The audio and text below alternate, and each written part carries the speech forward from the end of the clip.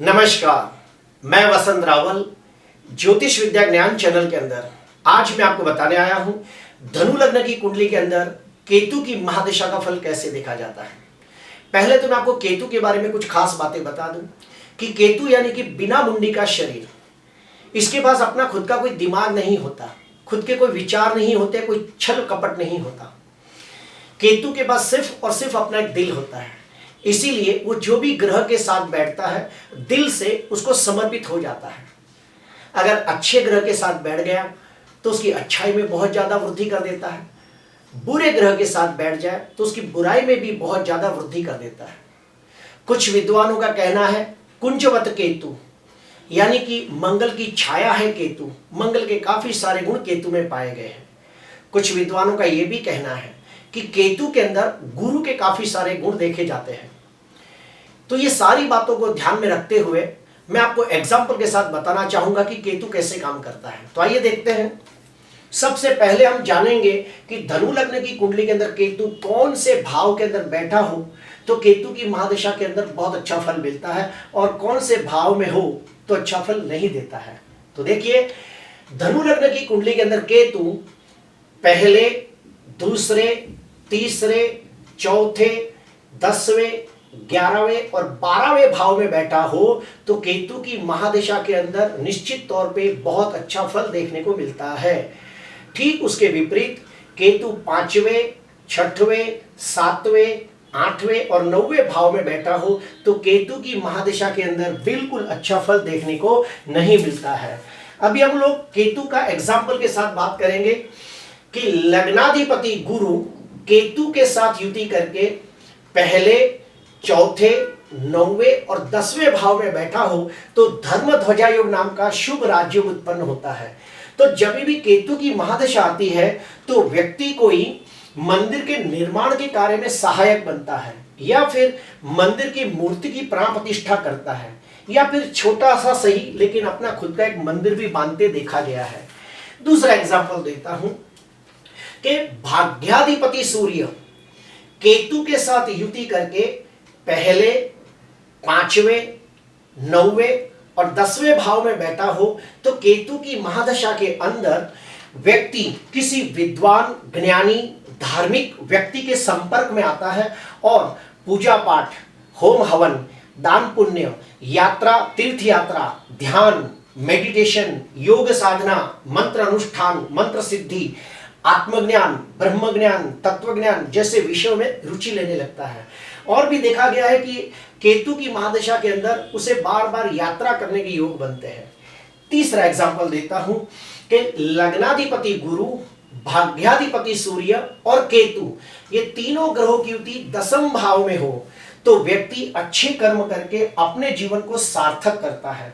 व्यक्ति समाज के उत्थान के लिए अच्छे काम करता है और समाज के लोगों को आर्थिक, मानसिक, शारीरिक दृष्टि से मदद करता है और जीते जी मान सम्मान प्रतिष्ठा प्राप्त करता है और मृत्यु के बाद ख्याति प्राप्त करता है।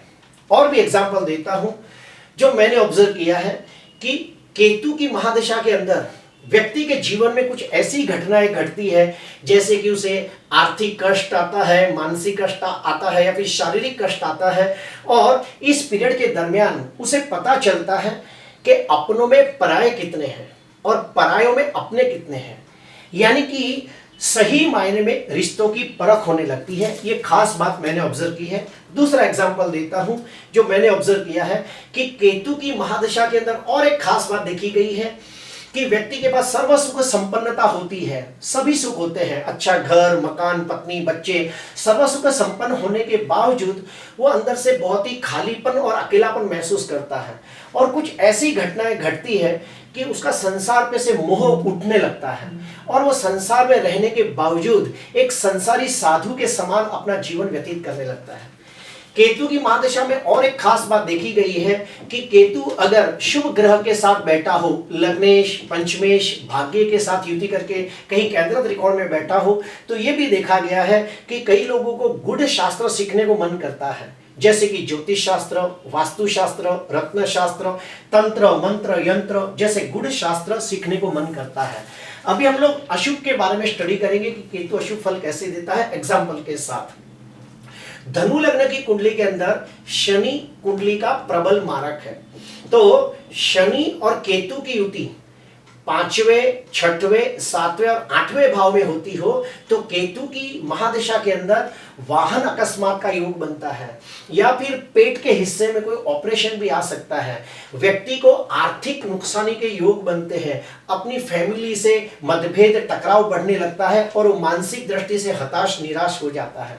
दूसरा एग्जाम्पल देता हूं अशुभ का, कि पंचमाधिपति मंगल केतु के साथ युति करके छठवें, सातवें और आठवें भाव में बैठा हो तो भी वाहन अकस्मात के योग बनते हैं, पेट का ऑपरेशन आ सकता है, प्रेमिका के द्वारा विश्वासघात हो सकता है, कोई जहरी जानवर जैसे कि सांप, बिच्छू, कुत्ता काटने का योग बनता है, या फिर व्यक्ति क्रोध में आकर कोई अनुचित निर्णय लेता है।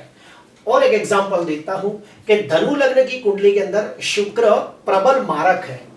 अगर कुंडली के अंदर शुक्र केतु की युति छठवें, सातवें, आठवें और 10वें भाव में होती हो तो केतु की महादशा के अंदर व्यक्ति को किसी स्त्री के वजह से समाज के अंदर बदनामी या मान हानि का सामना करना पड़ता है, या फिर उसे प्रेम में निष्फलता मिलती है, विवाह में विच्छेद होने का भी योग बनता है।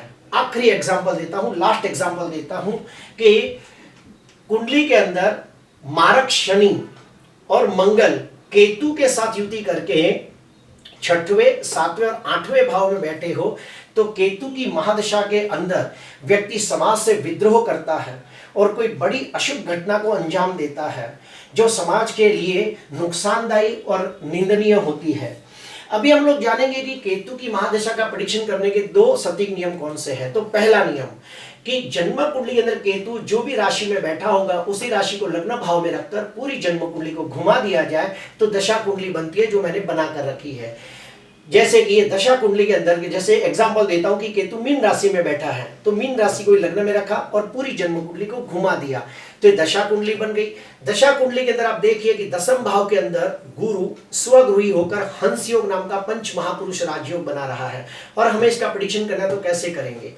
केतु की महादशा के अंदर जब भी गुरु की अंतर्दशा आएगी तो हम कह सकते हैं नौकरी में उन्नति प्रगति प्राप्त होगी, व्यापार में वृद्धि होगी, समाज के अंदर पद प्रतिष्ठा प्राप्त होगी। दूसरा एग्जाम्पल, केतु की महादशा 7 वर्ष की होती है, उसको 3 हिस्सों में डिवाइड कर दिया जाए तो हर हिस्से के अंदर 2 साल 4 महीने का समय आता है।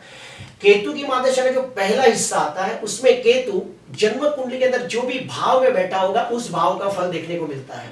फॉर एग्जाम्पल केतु 10वें भाव में है तो 10वें भाव से लगती सारी बातों का फल देखने को मिलेगा। केतु की महादशा का जो दूसरा हिस्सा आता है उसमें गुरु की जो मूल त्रिकोण राशि जो पहले भाव में है तो पहले भाव से लगती सारी बातों का फल देखने को मिलेगा। केतु की महादशा का जो तीसरा हिस्सा आता है 2 साल 4 महीने, उसके अंदर गुरु की जो दूसरी राशि मीन राशि जो चौथे भाव में तो चौथे भाव से लगती सारी बातों का फल देखने को मिलेगा।